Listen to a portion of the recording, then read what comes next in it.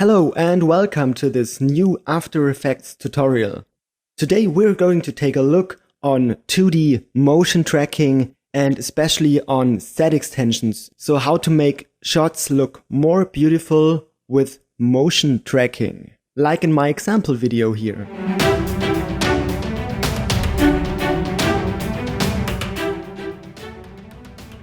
What you can see here is that we at first have to track the motion of this video file, and if we have tracked the motion, then we bring in some new elements like this castle or the moon or the letterings, and after that we have to integrate them into the shot and make all of this look like it has always been there. So let's directly get started. Here in After Effects, let me just import the footage files that we need for this project, and I do that by double-clicking into the project window. Here I have my footage files and also an image of a skull that I took, moon and a castle. So let's select all of them and hit the import button. And now we can start by dragging this footage clip onto this new composition icon. And let's take a look on this footage file here. So you can see this is a really nice shot over the water towards an island. And of course you normally don't have the time or the money to get such a shot. So here's a nice hint from me, because I bought this clip from a really cool website called dissolve.com. And they offer high quality stock footage, and they start at $5, so really not much money. And this stock footage is also completely royalty free, and they are also giving away 3 free clips each month. So a really nice website to check out, and I will also provide you with a link to this website in this video. And another thing which is nice to know, you could also like them on Facebook, because they are once in a while giving away free clips. This is really cool. So now let's go on here. We see this nice clip, and if I zoom in to 100%, you can see that the footage file is wiggling a lot. I don't like that too much, so I want to get rid of this wiggling, but I still want to have this nice smooth motion flying towards this island. And I can do that with the nice warp stabilizer. In the new version of After Effects, the After Effects CC version, it's called the Warp Stabilizer VFX.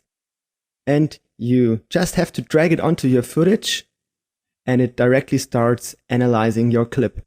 And a nice tip here is that you can always go into different compositions and it will analyze it in the background. Or if you want to work on this composition, meanwhile, you can go to Advanced and simply hide the warning, and it looks like you're not doing anything. You can work on it or even apply effects to it. You also get this time indicator here, which lets you know that it's still 1 minute remaining. And when it's finished, you have many options to refine the result. But for me, in 90% of all cases, the default values are perfect. So I hide this advanced switch once again. And by default, it's also set to smooth motion, which is exactly what I want. And we're almost done here. Now it starts with stabilizing, and it's finished. And when I now play through the clip, you can see that all the wiggling is gone, but it really makes a smooth motion. Really perfect. One last thing I have to mention about the warp stabilizer effect is that if you make changes to all of this now, let's say you want the smoothness to be stronger or less strong, then you don't have to calculate everything again, because it has stored all those analyze steps already. So when I change this value, it's just stabilizing with all the analyzation already done. Perfect. And really quick to work. But as I have done this before, I have already rendered out a stabilized version of the clip. And I can now bring this onto the timeline and delete my island footage. Okay, the next thing we have to do now is to track the motion. And the best way to do this is with Mocha for After Effects, which always comes along with the After Effects products. But since the last version of After Effects, you are only able to open Mocha within the After Effects application. And the way to do it is to select your footage, go to Animation, Track in Mocha AE. And this will automatically open up Mocha for you. And in Mocha, it automatically creates a new project for me, and all should be set up in the right way. Also the frame rate, when I go back to After Effects and go to my composition settings, you can see that it applies the right composition settings automatically. So we can hit OK. Now this is the Mocha interface, and this is a really easy thing to do. You have your normal timeline where you can scrub through the clip. And we want to track the motion of this island. And as I later on want to place a castle right here, I want to track this motion here.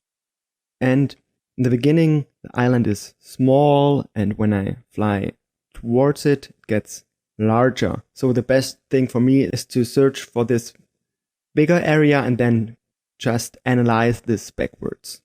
And to do that, we have to take this Create X-Spline Layer tool and simply draw a shape around the area that we want to track. When we're finished, we just make a right mouse click and we're done.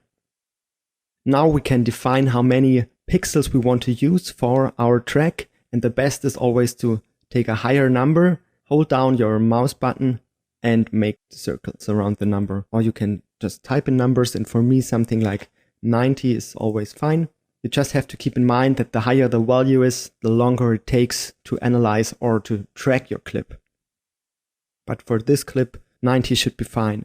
Over here in the middle, we have our normal control panel, and over here we have our tracking control panel. And we could either now track each frame separately backwards, or simply track the whole clip backwards. And that's what we are going to do now. So we click Track Backwards. And as you can see, our red mask is following the island perfectly.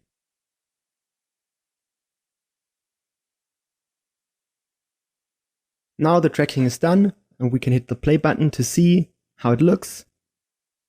And for me, this looks quite good. But you can also hit this button to show the planar grid. Now you can see all the rotation and scaling a bit better.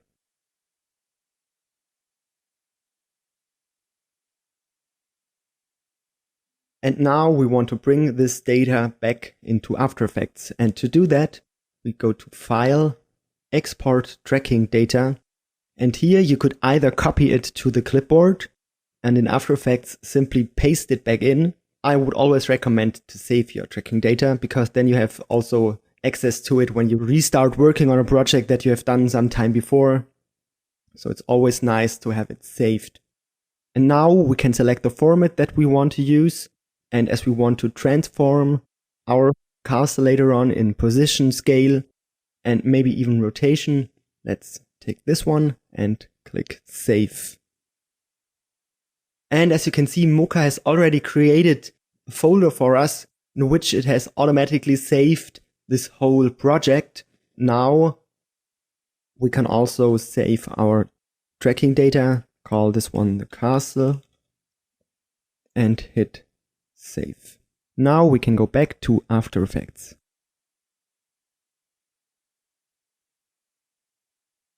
Here we are now going to create a new layer, new null object.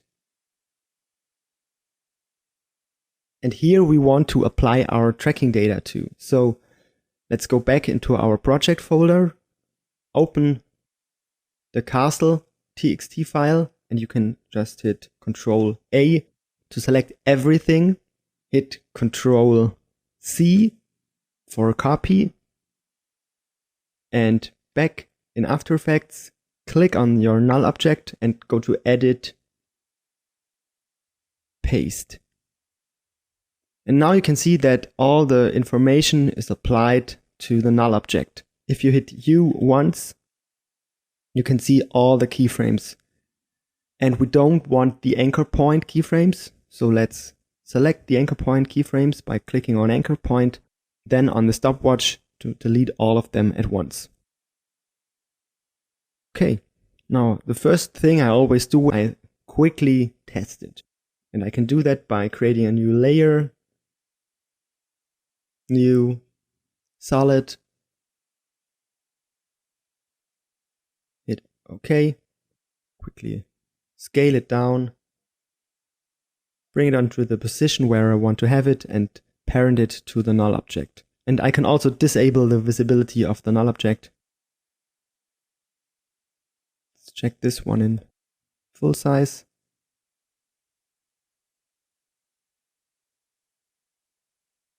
And this looks really, really nice. Perfect, so I can just delete it. Now we can work on the castle. And for that, let's bring it in by clicking on it and drag it into the composition. And once again, I want to adjust all of this at the end of the clip where everything is scaled up the most. So I want to position it somewhere over here, hit the S button to scale it up a bit. And now I just draw a quick mask around it. Go to the pen tool, and I make this really rough.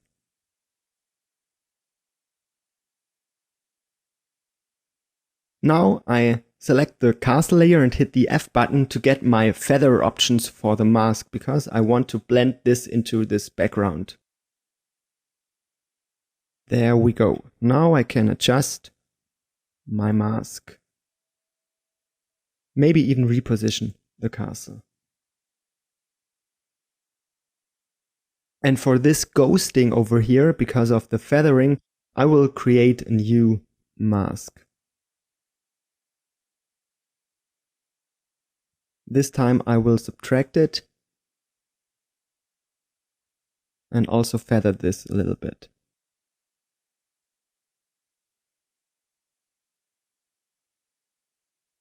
Until I get the result which I'm happy with. And something like this looks totally fine for me right now. So now let's parent this to our null object. We have to take this pick whip here and bring it onto the null object. While we're at it, let's click on the null object, hit the return button and call it tracking data. Okay. When we take a look at our clip now with a quick ramp review, you can see that the castle is following our island, but of course this does not look real right now. So we have to work on this a bit more. At first, let's try to get rid of this sky, this bluish, this light blue color. Doesn't really make sense here. And we could mask this out, but a quicker way is to use a color key.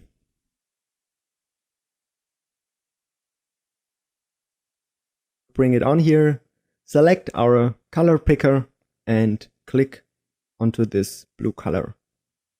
Now we have to increase the color tolerance to get more of the color out. And now we just feather it.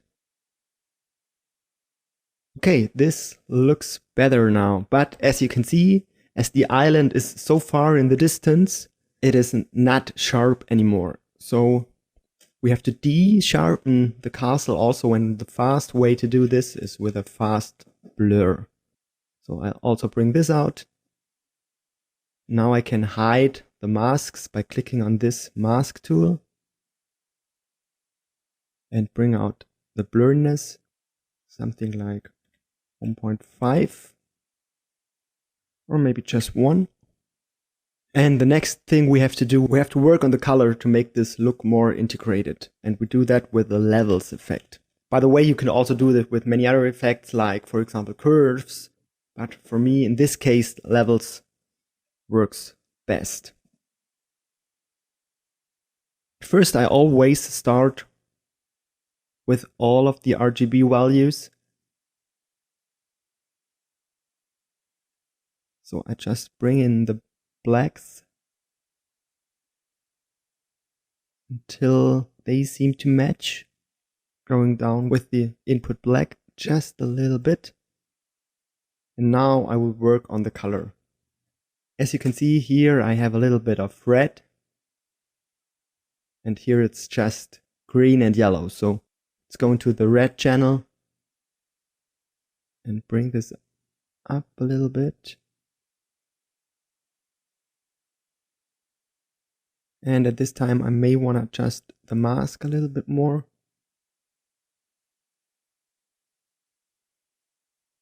And this really looks fine for me now. Maybe we are still a little bit too bright, so let's just apply brightness and contrast effect to the castle.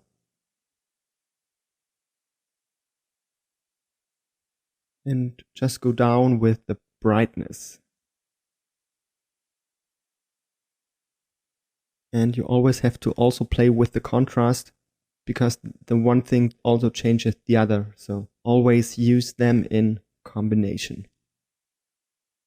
And we're still a little bit too sharp. So let's apply another fast blur behind our brightness. Okay, there we go. And let's make another quick RAM preview on how it looks right now.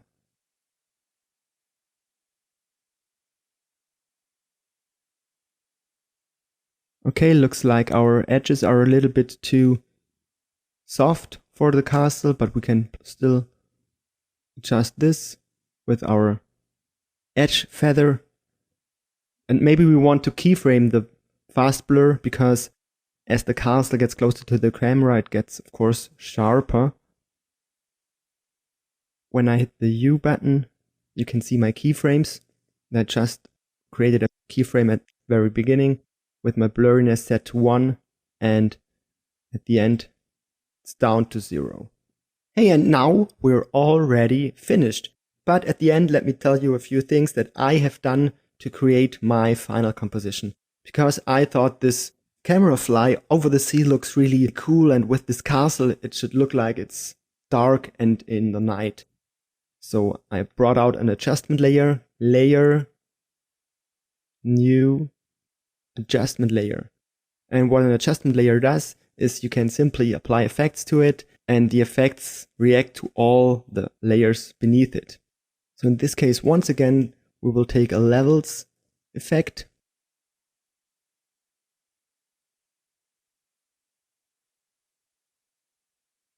And now we can get rid of all this white information here because it's dark. And the same thing for our input.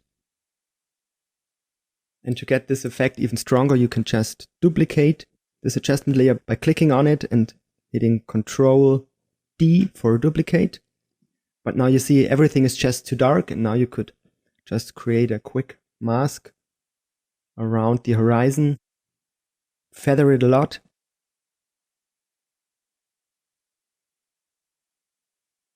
So now you can just apply it, that you can still see the island, but the sky gets really dark. Now you could just bring out the moon and also connect it to the tracking data. Let me quickly do this to show you how this is done. And I bring it in between the two adjustment layers. Scale it down. It still doesn't have the actual size that the moon would have, but who cares? It's meant to look good and not physically right. Now we click on our mask tool, take the ellipse tool, and if we go to the center of our image now, you can draw a circle, and if you hold down Ctrl, then it will start from the middle of your image, And if you also hold down Shift at the same time, will also make it perfect circle.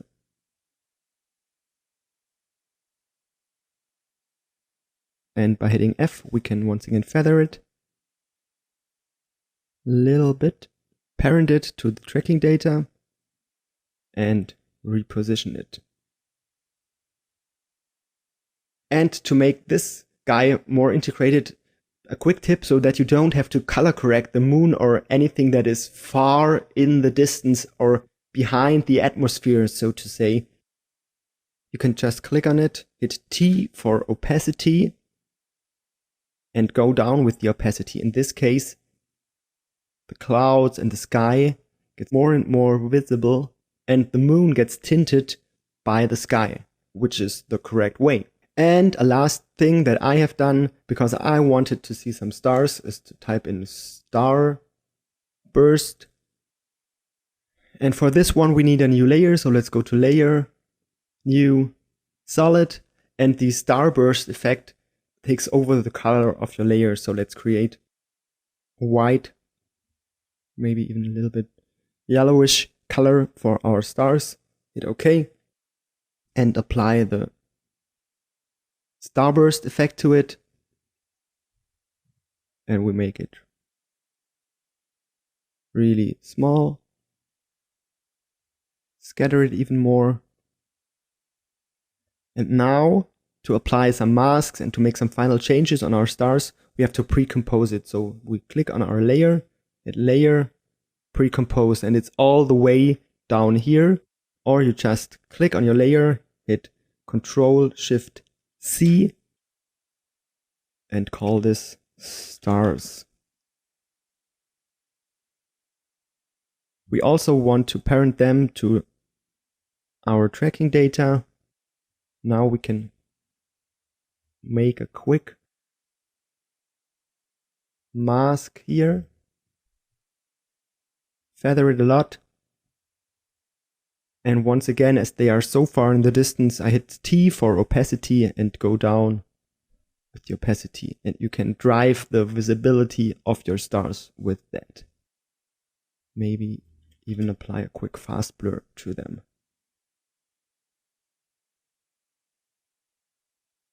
Okay, now everything looks nice in this frame, but as we have applied the star burst effect, the stars will move throughout the frame. So you could either select this layer, right mouse button on it, go to time, and there you could select freeze frame, and then you would have a freeze frame of the first star position. But the easier way to do it is to go back into your stars composition by double clicking on it and simply adjusting the speed of the stars down to 0. Now back in our island composition, the stars should be freezed. I hope you can see them over here. Really just a subtle effect, but it helps selling the shot a lot. Now let's make a quick RAM preview. So I hope you enjoyed this tutorial and learned a bit about Z extensions and motion tracking, because motion tracking is really fun. And now open up your After Effects yourself and start tracking your motion.